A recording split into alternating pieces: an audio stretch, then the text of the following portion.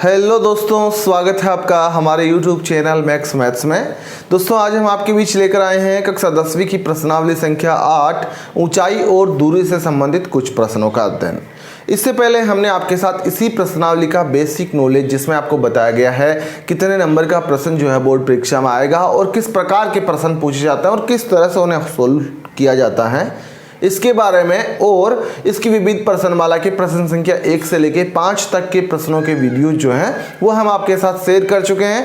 उन सभी वीडियोस के लिंक आपको डिस्क्रिप्शन में दिए गए हैं। अगर आपने अभी तक उनका अध्ययन नहीं किया तो जल्दी से जाकर उनका अध्ययन कीजिए।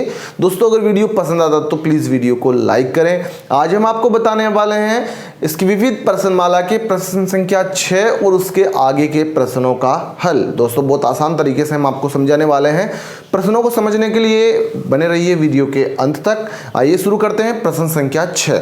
दोस्तों प्रश्न संख्या 6 में लिखा है, दो खंभों के शीर्षों जिनकी ऊंचाइयां 20 मीटर तथा 14 मीटर हैं। दो खंभे जिनकी ऊंचाइयां दे रखी है हमें 20 मीटर एक की और दूसरे की 14 मीटर दे रखी है। उसके बाद लिखा है दोस्तों, एक तार से जुड़े हुए हैं। यदि तार क्षैतिज रेखा के साथ 30 डिग्री का कोण बनाता है तो तार की लंबाई हमें ज्ञात करनी है। यहाँ आपको बहुत आसान तरीके से बताने वाले हैं। देखिए सबसे पहले हम लोग क्या करने वाले हैं, दो खंभे बनाने वाले हैं जिनकी लंबाई इन्होंने दे रखी है 20 मीटर और 14 मीटर। तो आपने लिखा कि ये कोई खंभा है जिसकी ऊंचाई है 20 मीटर और उसके बाद आपने लिखा कि ये कोई खंभा है जिसकी ऊंचाई है 14 मीटर। ये दो खंभे हैं और ये धरती पर हैं तो ये इनका आधार हो जाएगा। इसके बाद देखिए ये दोनों जो खंभे हैं वे दोनों खंभों के शीर्ष जो हैं वो आपस में जुड़े हुए हैं, तो आपने इनके शीर्षों को मिला दिए। ये एक तार से जुड़े हुए हैं दोनों शीर्ष, इसका शीर्ष 20 मीटर वाले का और 14 मीटर वाले खंभे का शीर्ष जो है वो आपस में जुड़े हुए हैं, तो हमने इन्हें जोड़ लिया एक तार से। इसके बाद यहाँ ये लिखा हुआ है कि एक तार से जुड़े हुए हैं। यदि तार क्षैतिज रेखा के साथ 30 डिग्री का कोण बनाता है, ये तार जो है वो क्षैतिज रेखा के साथ, तो आप क्या करने वाले हैं, देखिए आप यहाँ से इसे इससे मिला देंगे इस शीर्ष से, और ये जो तार हैं वो 30 डिग्री का कोण यहाँ बना रहा है, तो आपने यहाँ 30 डिग्री लिख दिया क्योंकि ये तार जो है वो क्षैतिज रेखा के साथ 30 डिग्री का उन्नयन कोण बनाता है, ऐसा इसमें लिखा हुआ है। अब आप आगे देखिए कि इन्हें आप शीर्षों को नाम दे देंगे, जैसे ए, बी, सी, डी और ई, ये आपने इनको नाम दे दिए। अब दोस्तों ये नाम देने के बाद में आपको इनमें हल करना है कि सी ई की जो लंबाई होगी वो क्या होगी, क्योंकि सी ई वह लंबाई है जो तार की लंबाई है।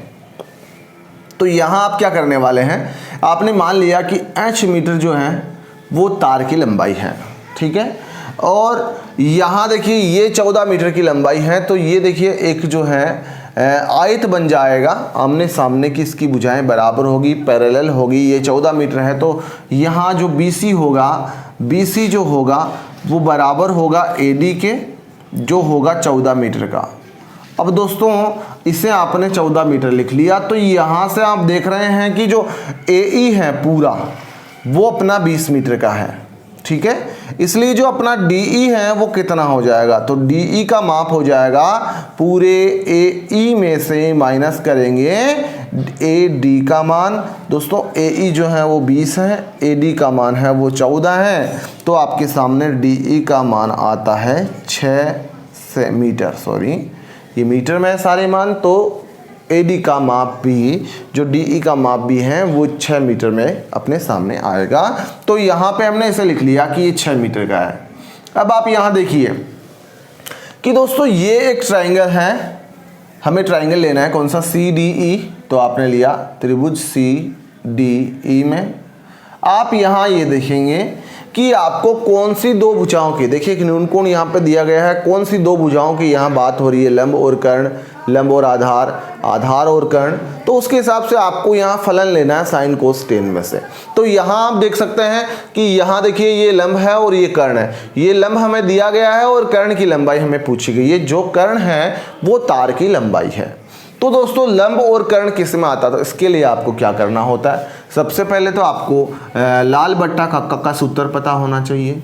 लाल बट्टा कक्का के हिसाब से आप यहाँ ये देखेंगे कि साइन कोस और टेन में से किस फलन के लिए ये सही है, कौन सा फलन आप यहाँ लेने वाले हैं। तो यहाँ देखिए लंब और कर्ण, तो लंब और कर्ण दोस्तों साइन में आ रहा है, तो सबसे पहले आपने लिख लेना है साइन थीटा बराबर लंब बटा कर्ण, और यहाँ पे देखिए थीटा का मान है 30 डिग्री, तो आपने लिखना है साइन 30 डिग्री।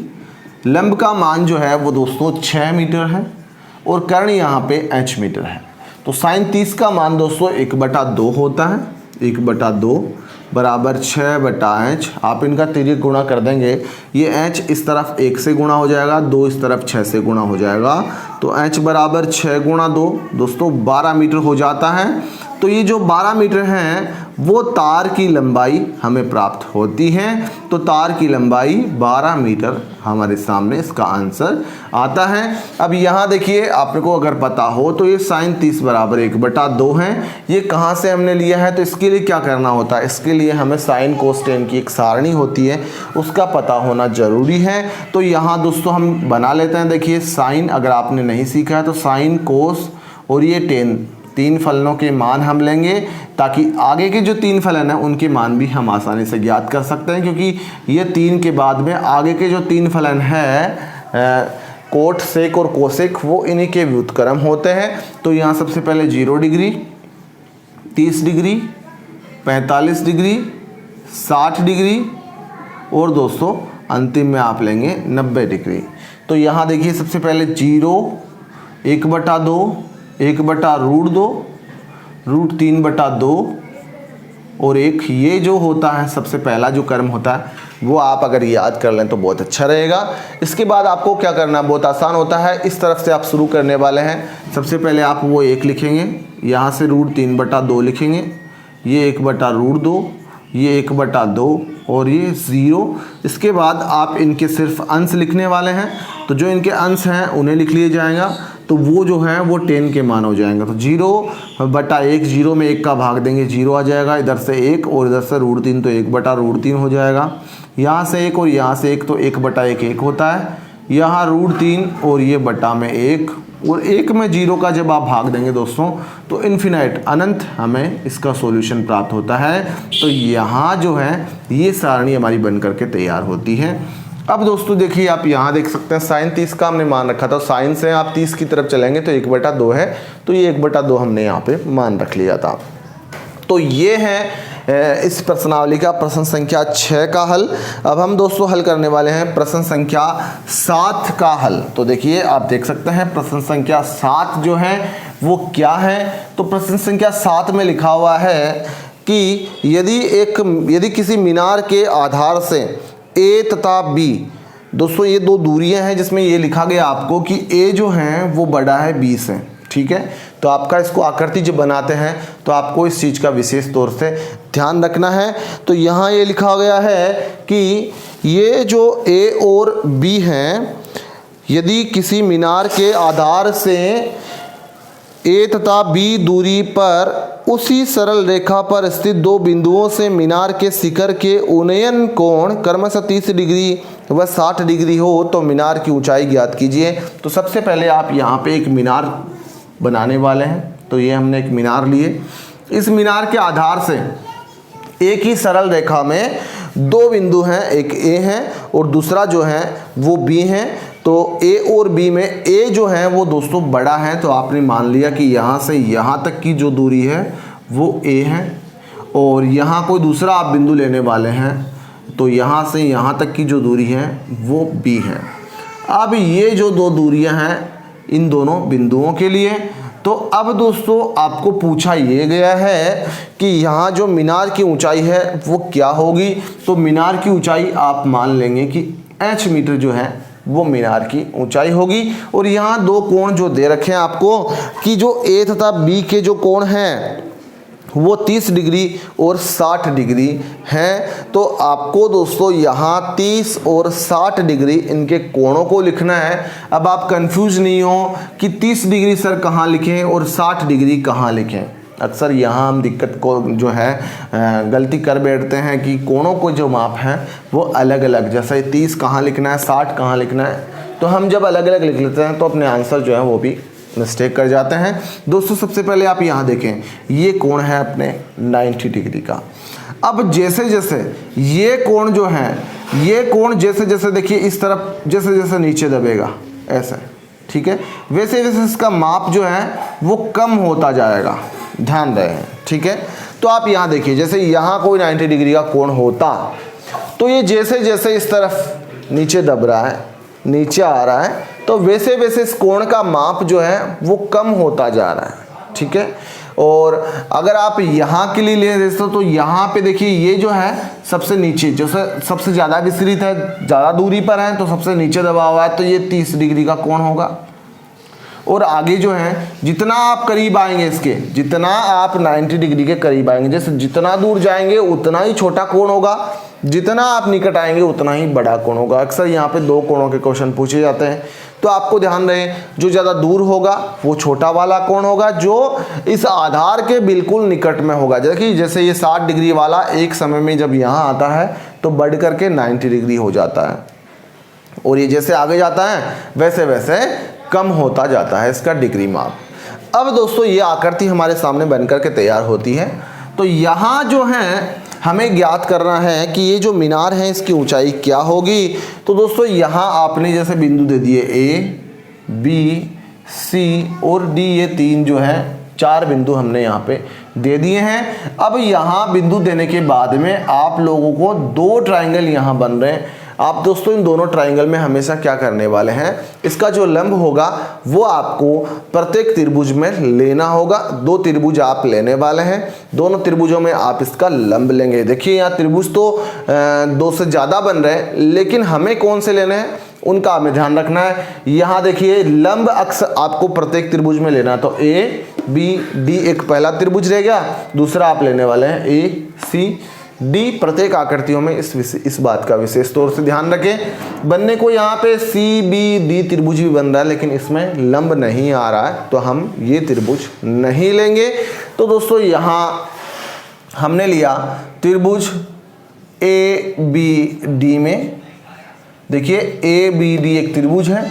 अब यहाँ आप देखिए लंब और आधार, लंब और आधार किस में आता है, लंब और आधार आते हैं दोस्तों tan में, तो आपने लिखा tan थीटा बराबर लंब बटा आधार।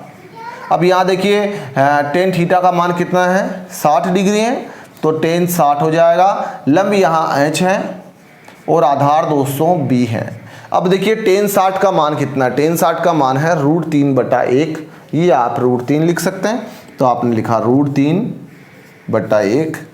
और ये h है, h जो है वो h ही है, ये b है। तो आप दोस्तों क्या करने वाले हैं, आप इसे समीकरण नंबर 1 दे देंगे यहीं पर। इसके बाद आप दूसरा वाला त्रिभुज लेंगे ACD, तो आपने लिया त्रिभुज ACD में, और ACD में भी आप देखिए लंब और ये आधार तो tan थीटा ही आ रहा है, तो आपने लिखा tan थीटा बराबर लंब बटा आधार। अब यहाँ पे थीटा का मान जो है वो 30 डिग्री है दोस्तों। लंब यहाँ h है और आधार देखिए यहाँ पे a हो जाएगा, यहाँ इससे पहले वाले में आधार था b। अब यहाँ पर tan 30 का मान आप लिखने वाले हैं। tan 30 का मान देख सकते हैं आप लोग क्या है, 1/√3 है, तो आपने यहाँ 1/√3 लिखा बराबर ये h/a। अब यहाँ देखिए दोस्तों, यहाँ से ये समीकरण नंबर आपने दे दिया 2, ठीक है। अब समीकरण 1 और 2 की आप तुलना करने वाले हैं। देखिए जैसे किसी भी संख्या के नीचे अगर हम 1 लिख देते हैं तो उसके मूल मान में कोई फर्क नहीं पड़ता, वो जैसा है वैसा का वैसा रहता है। तो यहाँ पे √3/1 लिखा हुआ है, क्या हम इसका 1 यहाँ से हटा दें? भाई 1 हटा देंगे तो √3 ही रहेगा ना। अगर नहीं हटा रहे तो अगला स्टेप ले लीजिए। तो यहाँ से देखिए √3 का मान क्या है, h/b है। ये मान आप इस समीकरण 2 में रख दीजिए, किसकी जगह, √3 की जगह। चलिए 1 की जगह 1 है, √3 की जगह देखिए क्या लिखने वाले हैं हम लोग, क्योंकि √3 बराबर है h/b के, तो h/b। देखिए नीचे b है, जो ऊपर जो है वो चला जाता है, समझ रहे हैं, नीचे b है वो ऊपर चला जाएगा तो b/h हो जाएगा, और सामने लिखा हुआ h/a। अब देखिए आपको इनका अतिरिक्त गुणा करना है, h को h से गुणा करना है, a को b से गुणा करना है। जब h से गुणा होता है तो h² होता है, और a जब गुणा होता है b से तो ab हो जाता है। और यहाँ से जब इसका स्क्वायर हटता है दोस्तों तो इसके लगता है रूट। तो ये जो है रूट में AB मात्रक है दोस्तों, ये उस मीनार की ऊंचाई आपके सामने निकल कर आती है। तो ये है इस प्रश्नावली का प्रश्न संख्या 7 का हल। अब हम हल करने वाले हैं इसी के अगले प्रश्न संख्या 8 का हल। तो देखिए प्रश्न संख्या 8 क्या है, किस प्रकार से हम उसको हल करने वाले हैं, आइए हल करते हैं दोस्तों। प्रश्न संख्या 8 में लिखा हुआ है कि 25 मीटर ऊंचे एक स्तंभ के शीर्ष से एक मीनार के शीर्ष का उन्नयन कोण तथा मीनार के पाद का अवनमन कोण समान है, तो मीनार की ऊंचाई ज्ञात कीजिए। तो सबसे पहले आप क्या करने वाले हैं, एक 25 मीटर ऊंचा एक स्तंभ लेने वाले हैं। तो आपने लिया कि ये 25 मीटर ऊंचा एक स्तंभ है, ठीक है। देखिए क्वेश्चन को आप स्टेप वाइज पढ़ते चलें और उसकी आकृति है वो बनाते चलें, अपने आप आकृति बन जाएगी और आकृति बनने के बाद में सॉल्यूशन बहुत आसान हो जाएगा। तो सबसे पहले जो लिखा था कि 25 मीटर ऊंचे एक स्तंभ के शीर्ष से एक मीनार के शीर्ष का उन्नयन कोण तथा मीनार के पाद का अवनमन कोण। तो एक मीनार है, तो ये मीनार हमने बना ली इस तरफ, ठीक है। ये दोनों का आधार जो है वो भूमि है, तो आपने यहाँ इनको आधार रेखा से जोड़ लिया। अब आप यहाँ देखिए कि ये जो 25 मीटर ऊंची स्तंभ है, स्तंभ के शीर्ष से मीनार के शीर्ष का उन्नयन कोण, तो मीनार जो है इसके शीर्ष का उन्नयन कोण, दोस्तों उन्नयन कोण कहाँ बनेगा, आप यहाँ पे पहले तो इसे जोड़ लेंगे इस तरफ, तो उन्नयन कोण बनेगा यहाँ।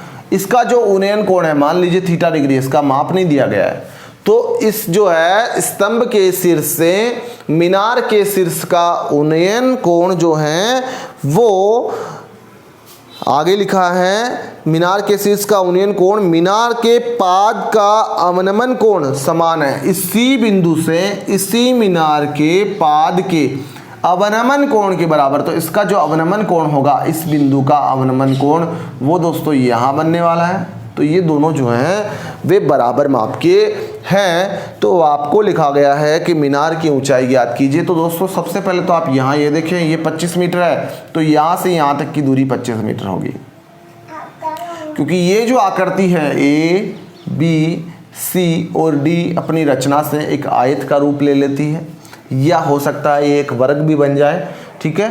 तो यहाँ से ये 25 मीटर, तो ये 25 मीटर है, हमें ये सिर्फ ज्ञात करना ये है CE का माप, ताकि E जो है आपने H मीटर ले लिया है। अब H मीटर को आप 25 मीटर में जब जोड़ देंगे तो दोस्तों आपके सामने इस मीनार की ऊंचाई आ जाएगी।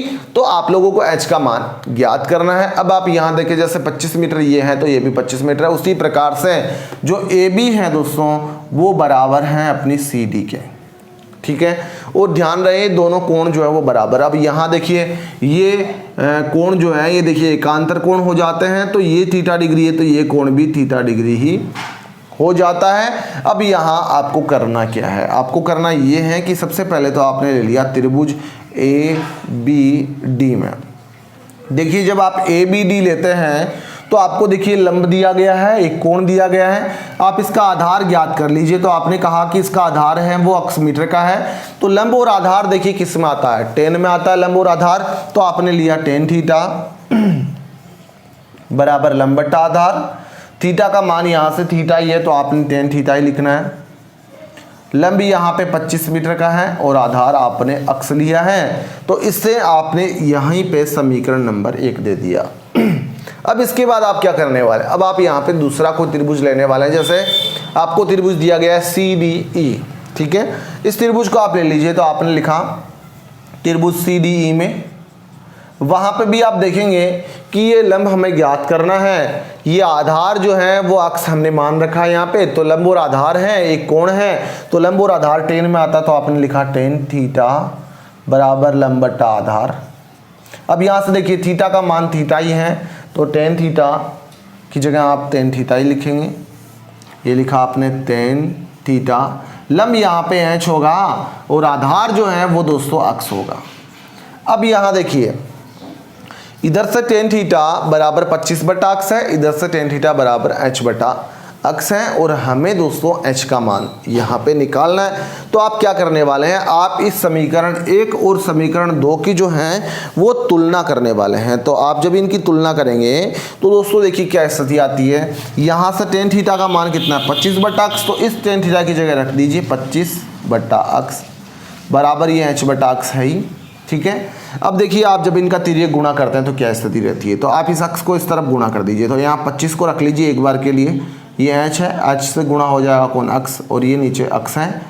तो अक्स से अक्स दोस्तों कट जाता है तो इधर एच से रह जाता है। तो एच बराबर 25 मीटर जो है वो हाइट हमारे सामने यहाँ की निकल कर आती है। अब हमें ज्ञात करना था मीनार की ऊंचाई। तो दोस्तों जो मीनार की ऊंचाई है, मीनार की ऊंचाई जो है वो BC प्लस CE से हमें प्राप्त होने वाली है। BC का माप देखिए 25 मीटर है और जो CE है, CE का माप है H और H का मान हमने अभी 25 निकाला है, तो ये भी 25 मीटर हो जाएगा। तो 25 प्लस 25 बराबर 50 मीटर जो है वो इस मीनार की ऊंचाई दोस्तों निकल करके आती है। तो दोस्तों ये है इस प्रश्नावली का प्रश्न संख्या 8 का हल। अब हम हल करने वाले हैं प्रश्न संख्या 9 को। तो देखिए प्रश्न संख्या 9 जो है उसमें क्या लिखा हुआ है, किस प्रकार से उस प्रश्न को हम हल करने वाले हैं। तो आइए हल करते हैं। प्रश्न संख्या 9 में लिखा है कि एक ऊर्ध्वाधर छड़ की लंबाई तथा इसकी छाया की लंबाई का अनुपात 1:√3 हो तो सूर्य का उन्नयन कोण।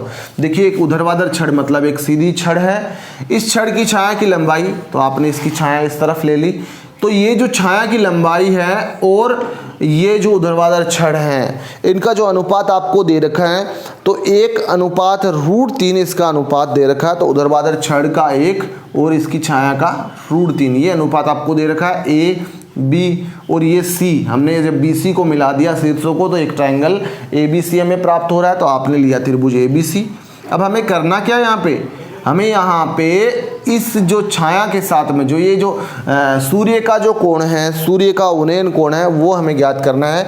30, 45, 60 और 90, 30 डिग्री, 45 डिग्री, 60 डिग्री और 90 डिग्री आपका कोई एक इनमें से ऑप्शन होना चाहिए।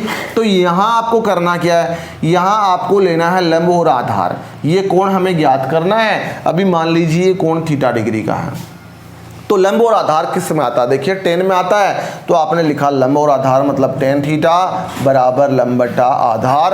अब दोस्तों देखिए लंब का मान यहाँ पे 1 है और आधार का मान √3 है। अब आप टेन वाली सारणी में देखें कि टेन कितने डिग्री का मान 1/√3 है। तो हम यहाँ देखते हैं टेन कितने डिग्री, 30 डिग्री का मान कितना है 1/√3 है। तो दोस्तों यहाँ पे आप लिखने वाले हैं टेन 30 डिग्री बराबर 1/√3। तो आपने यहाँ देखा कि ये जो थीटा का मान है, थीटा का मान है वो कितना डिग्री है 30 डिग्री है। तो अपना ए ऑप्शन जो है वो दोस्तों सही हो जाता है। तो यहाँ जो है सूर्य का उन्नयन कोण 30 डिग्री हमें प्राप्त होता है। ये है इस प्रश्नावली का प्रश्न संख्या 9 का हल। अब हम हल करने वाले हैं इसी के प्रश्न संख्या 10 को।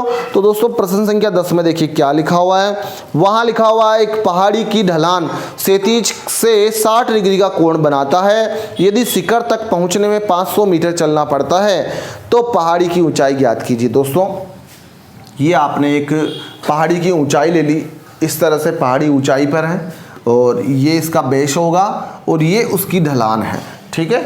तो ये अपन ने शीर्षों को नाम दिए, तो ABC इसके 3 शीर्ष हैं। ये पहाड़ी की ऊंचाई है, पहाड़ी की ऊंचाई हमें ज्ञात करनी है। यहाँ प्रश्न में लिखा है पहाड़ी का ढलान क्षैतिज के साथ में 60 डिग्री का कोण बनाता है, 60 डिग्री का कोण बनाता है क्षैतिज के साथ। तो यहाँ पे आपने लिख दिया 60 डिग्री।